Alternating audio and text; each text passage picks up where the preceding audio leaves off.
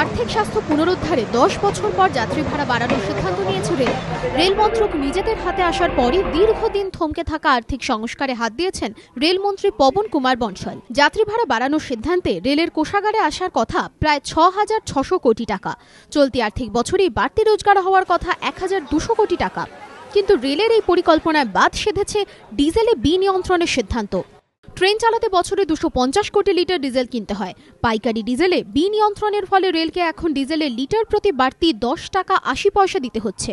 ফলে এক ধাক্কায় রেলের খরচ বেড়ে গিয়েছে 2,700 কোটি টাকা। মাথায় হাত রেল কর্তাদের। বাড়তি এই টাকা আসবে কোথা থেকে? এই পরিস্থিতিতে দীর্ঘদিনের পুরনো একটি দাবি নিয়ে ফের শুরু আলোচনা। দাবি, জ্বালানি খরচ বাড়ার সঙ্গে সঙ্গে রেলের যাত্রী ভাড়াও বাড়ানো হোক। রেল কর্তাদের যুক্তি, রেলকে বিনিয়ন্ত্রিত হারে ডিজেল কিনতে হলে যাত্রী ভাড়ার জ্বালানির খরচ কেন আলাদা করা হবে না? জ্বালানি খরচ বাজারের হাতেই বা ছেড়ে দেওয়া হবে না কেন? সেক্ষেত্রে ডিজেলের দাম বাড়লে যাত্রী ভাড়া বাড়বে, কমবে যাত্রী ভাড়া। আসন্ন রেল বাজেটেই যাত্রী ভাড়া নির্ণয় নতুন ফর্মুলার কথা ঘোষণা হতে পারে। এক্ষেত্রে যাত্রী ভাড়া নির্ণয় করা হবে এই রকম: মূল ভাড়া ও জ্বালানি খরচ মিলে দাঁড়াবে প্রকৃত ভাড়া। রেল প্রতিমন্ত্রী অধীর চৌধুরী জানিয়েছেন, রোজগার বাড়ানোর জন্য বিভিন্ন সম্ভাবনা খতিয়ে দেখা হচ্ছে। যাত্রী সুরক্ষা ও পরিষেবা সুনিশ্চিত করতে এছাড়া আর উপায় বা কি?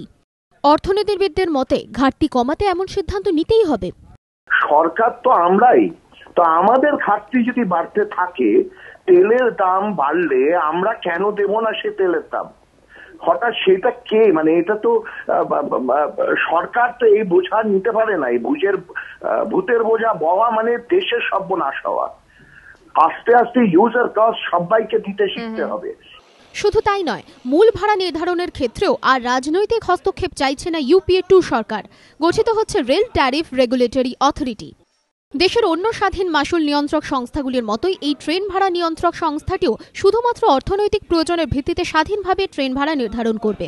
ধ্রুবজ্যোতি প্রামাণিকের রিপোর্ট, এবিপি আনন্দ, কলকাতা।